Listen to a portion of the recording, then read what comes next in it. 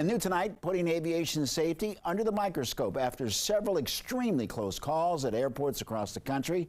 Today, the FAA hosted a safety summit. It comes as another incident on a runway that happened right in our own backyard is now being investigated.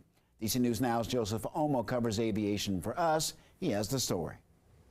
Hey there, the head of the FAA was not mincing his words when he said now is the time to stare into the data and ask hard questions. He is, of course, referring to the cluster of aviation close calls that we've been seeing across America in recent months, including one we just learned about that happened last week right here at Reagan National Airport. United 2003, runway 1, clear for takeoff, traffic 2-0.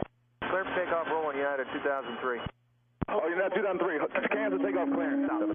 Reporting takeoff, United 2003. Take a look at this. Just hours before the FAA started its impromptu safety summit, the agency confirming it's investigating another incident where an aircraft was on a runway without any clearance. This video from Flight Radar 24 showing the moment a Republic Airways plane crossed Reagan National's main runway just as a United flight was starting its departure roll on that same runway. These events are concerning.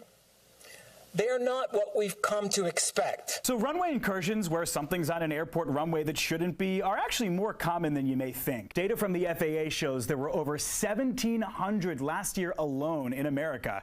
Here in the DMV, there have been 4 documented so far this year, 1 at Dulles, 2 at DCA, and another one at BWI. The close call at BWI was ranked as Category B, which by the FAA's definition means there was, quote, significant potential for collision. Today's safety summit aiming to make sure America's skies remain as safe as they've been over the past decade. That's what we're here to find out. What is the system telling us?